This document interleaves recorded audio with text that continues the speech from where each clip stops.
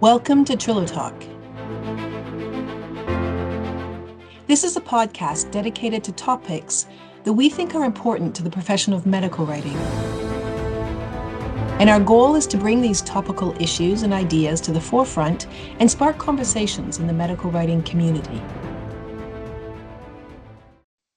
I'm Forjanic Klapproth, Senior Partner at Trilogy Writing and Consulting, an Indegene company. Today, I'm here with Kim Jochman, who is a Senior Director at Merck. Kim leads the early talent recruitment and development programs within the Medical Writing and Disclosure Department at Merck, including the internship program and the entry-level Associate Medical Writer program. So Kim, welcome. Hi, Julia. I'm thrilled to be here. Thank you for having me. Yeah, happy to have you with us today. So in this episode, we're going to talk about a recent article that was published in the AMWA Journal that we worked on together, titled Developing New Talent in Regulatory Medical Writing, AMWA Apprenticeship Program Framework. That's a mouthful. That's a lot. And we really wanted to bring this article out to everyone's attention because the article was the culmination of about 2 years of work by a team of 14 medical writing executives from around the globe. And, I want to point out that the framework focuses on how to develop medical writers working in the regulatory arena. But when I look at it, to be honest, outside of a few specifications for the document types, most of the ideas are really applicable to other areas of medical writing too. So this really is a framework that can be applied in a broader context for training medical writers. So why don't we start with setting the stage for how this all came about? Yeah, sure. So, like you said, this was several years of work. So, the idea for this actually went back to 2022 during a meeting of the Medical Writing Executives Forum of the American Medical Writers Association, or AMWA. There were about 50 medical writing leaders at that meeting, and we were talking about the challenges of finding and hiring really well-trained medical writers. And we found it was pretty much common knowledge among the group that the demand for experienced medical writers is completely outpacing the availability of experienced writers. Yeah. So, yeah. So our discussion was focused on like how do we best meet this demand, right? Because there's just not enough experienced writers out there.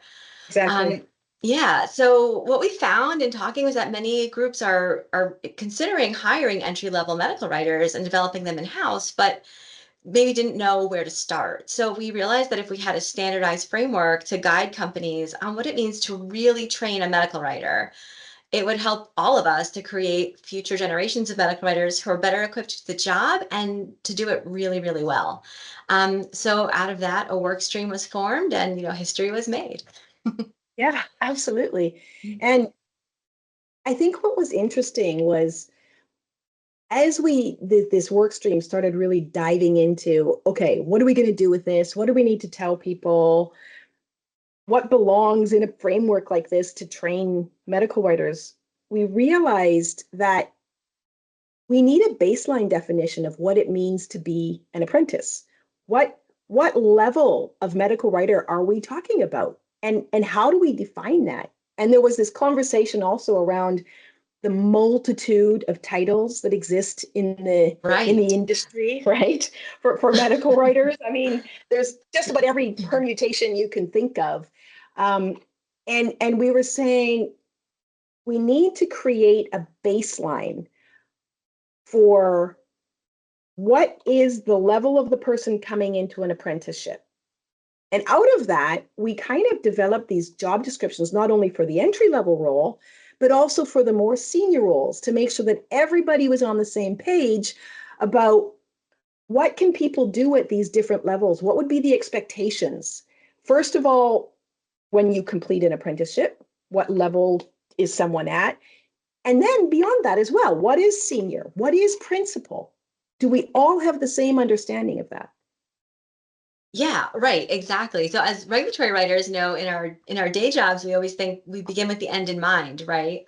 So why not do that here too and define what the end is supposed to look like? So we developed job leveling criteria. Like you said, we chose three broad levels of regulatory medical writers.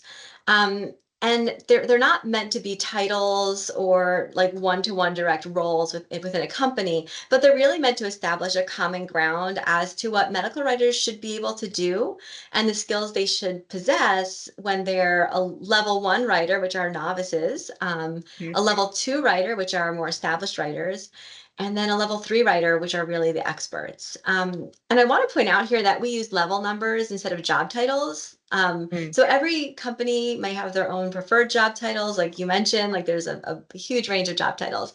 And they may even have distinct job titles and like sub levels within a given level number that we defined. So it's meant to be really to find some structure in the industry, but also allow flexibility for organizations to work within the structure. Yeah, absolutely.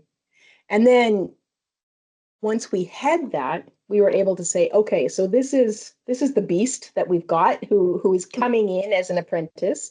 We now know what level they have.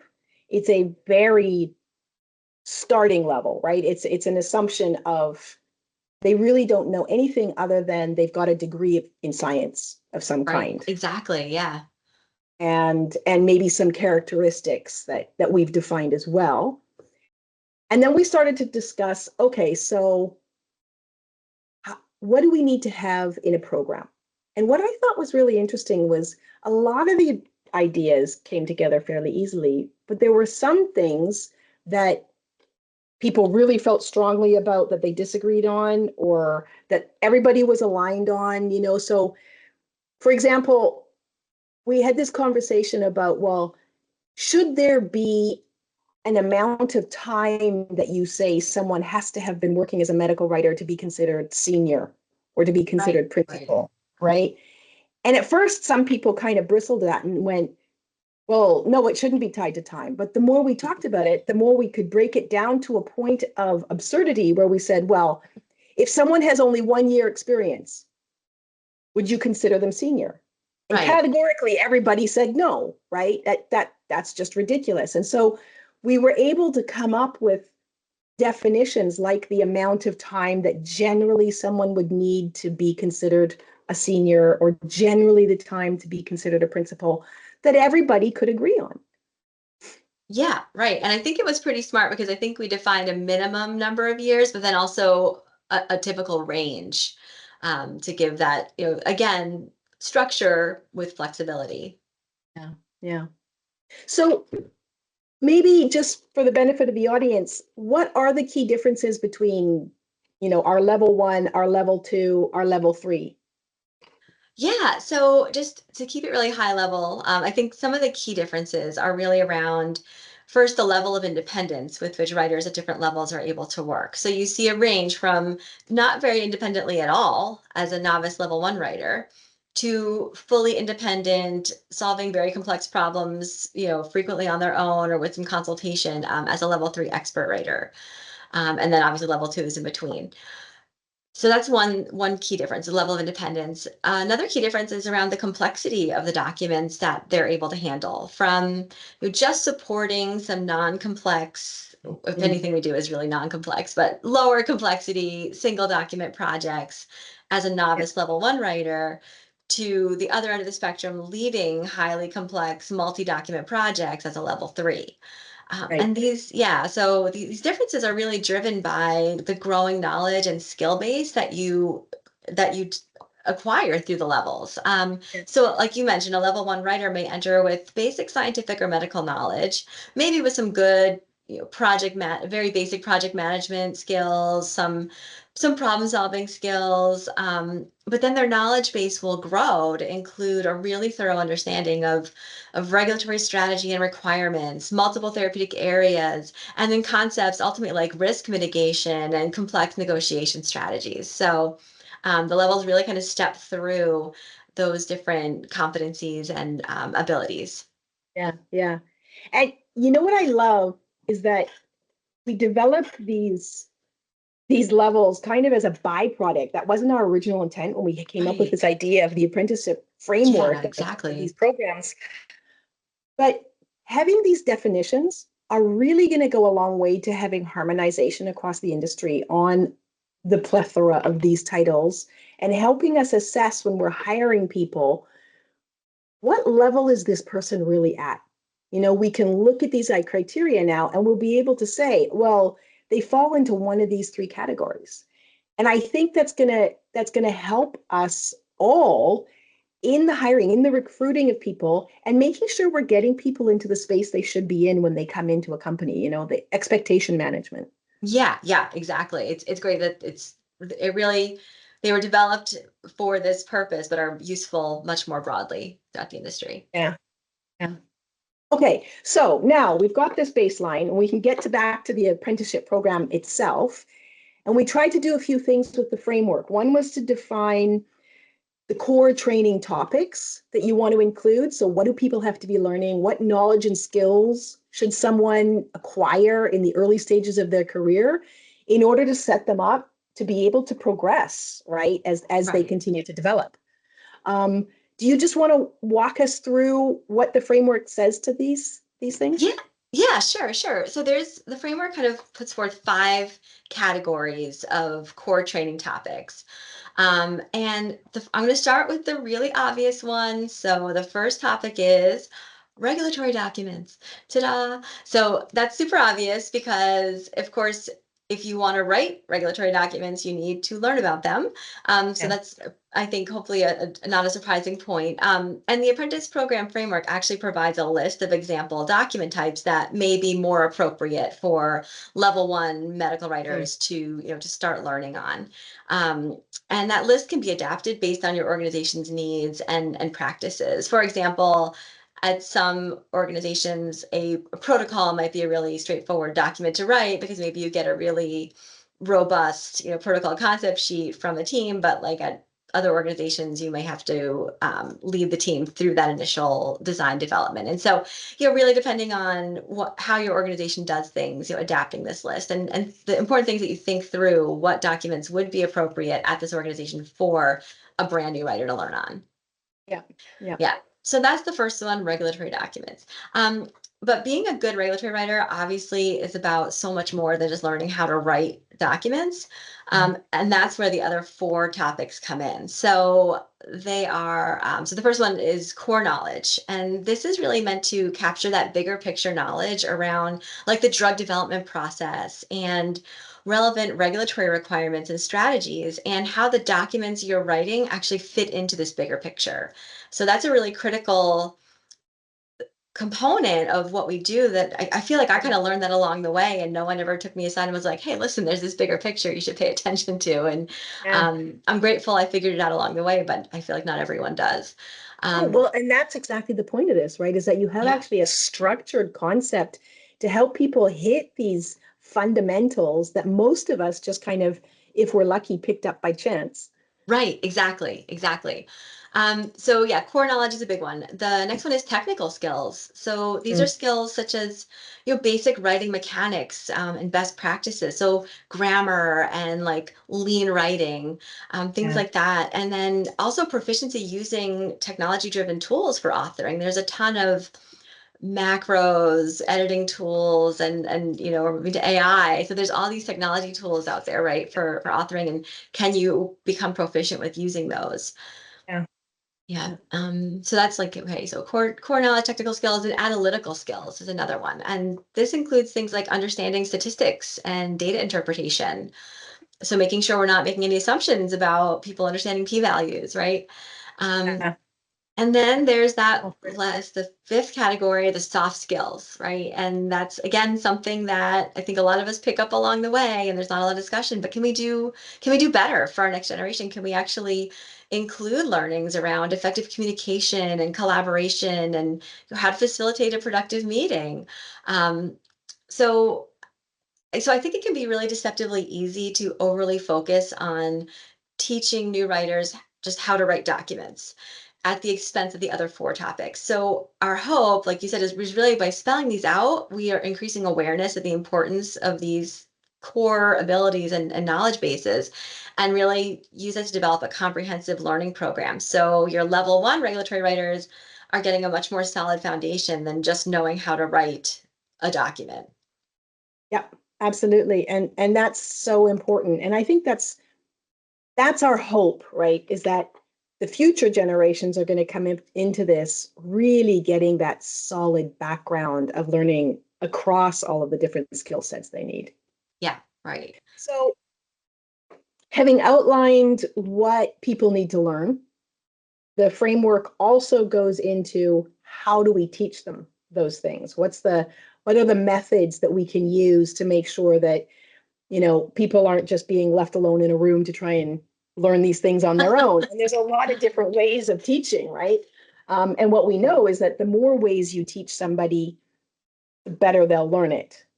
So the framework goes into having suggestions for multiple ways for a person to learn these skill sets. So it starts obviously with hands-on learning, where you're working on real documents, you're getting feedback from your mentor, and shadowing a more experienced medical writer. So even if you're not necessarily working on a document, but sitting in on meetings with them, watching how they're interacting, I mean, that's how you really learn good Right. interpersonal skills. I remember sitting in a meeting once in a CRM, having a heated conversation with the authoring team about how we wanted to do this.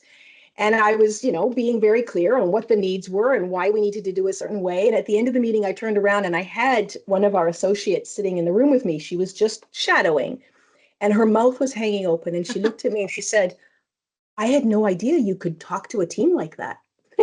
And I said, yeah, well, you need to tell them what you're thinking, and you learn by watching a more experienced writer do what they're doing. So the shadowing is such an important methodology to be applied. Obviously, there's workshops. You should have interactive workshops, lecture-based. You can have online learning.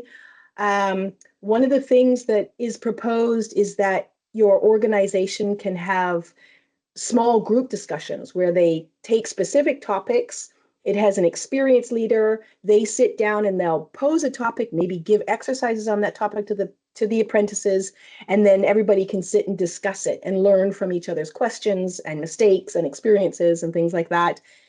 And then also the idea of having rotations so that people can spend some time in the quality control group. They can spend some time depending on how the company's structured, if there's different therapeutic areas, if there's different document areas. Some groups have their teams split up into a phase 1 and into a phase 3. So however the company's divided up, that people in the apprenticeship program can actually do rotations, spending time in those different groups, seeing how those different areas function and learning from that. So I think most of the ideas around the knowledge and the methodology for the training of these level 1 writers was fairly non-controversial and obvious. It was pretty easy for all of us to sit down as experienced executives and say, well, this is the way that we've typically trained people. But something that had a fair amount of discussion was how long an apprenticeship program should be. Right. Yeah. Some people, yeah, right. Some companies do it for 3 or 6 months. Other companies do it for 3 years. Yeah. What's the right So answer, right? what's the right answer? Exactly. Yeah. So I think to some extent that makes sense, that because organizations have different needs and different capabilities, right? So like you said, the what to teach and how to teach it were fairly non-controversial, but then how do you put that all together into a package and a structured program that hits on all those points, and use all the different styles and touch on all the different content. Um, and so I don't, there's no, unfortunately, there's no one right answer, right? Every answer is going to be driven by the individual organization. So in the article and in the framework itself, we do outline, what a structured program can potentially look like, and most importantly, some of the key factors that an organization should consider to really design a fully fledged apprentice program. Yeah. So let me give some examples of some of those factors. So what are your organization's goals and capabilities, right? Do you need your level 1 medical writers to come in and start writing and contributing to documents as quickly as possible? If so, you're going to have to prioritize the document writing, but make sure you have a way built in to not leave off those other four critical topics, right? Um, the core knowledge and the soft skills, and make sure you're addressing that throughout. But maybe your organization can provide a little bit of a more gradual time frame for upskilling. So you can Mm. focus on some of those bigger picture context and foundational skills while they're also learning to write.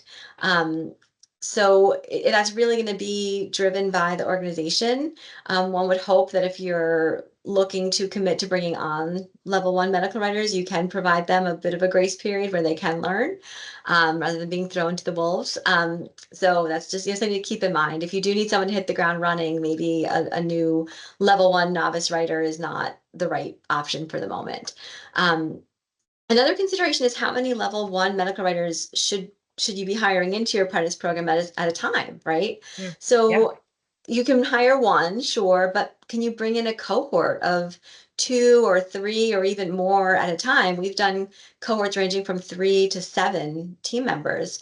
And we found you can really leverage efficiencies of small group trainings and small group mentoring. You mentioned small group discussions. What a great like organic group to have a small group discussion with. And there's a lot of other benefits of a cohort approach as well. I could probably talk all day about it, but I'll cut myself off. An organization should really consider, like, can you bring in a small cohort, and what would those benefits be? And or are you in a position where you can really just bring in a single level one writer, which can also work. There's been lots of success stories with that model as well. Yeah. Uh, Well, I mean, when Trilogy was smaller, obviously we couldn't have handled bringing in a big group of them. We would bring right. in one a year. Now we bring in somewhere between 5 and 8 in a Wow. year. Okay. Yeah. Nice. And we see exactly what you said, this synergy of having a group of people who are also learning from each other. They have conversations Yes. together, they learn from each other's mistakes. And we have monthly sessions where discussing different topics and working with them. So it really does, they build on each other's learning. It's a very positive effect. Yeah, and they build this camaraderie with each other too, and I think they hold on to that even after they've graduated the program or whatever that end looks like when they've moved on to within the organization to more advanced roles. I think they keep that camaraderie, and they We always do. they Absolutely. become a nice network and connections for each other. Absolutely. Yeah. Okay, so we've figured out what this apprenticeship program should look like. We've made all these suggestions, how to train people, what they should learn, what the levels are. What's interesting is that the benefit of having an apprenticeship program is really clear for us, and I think for the other medical writing executives that we worked with. Hmm. But what we discovered was that in many companies, there's a resistance to investing in these types of programs.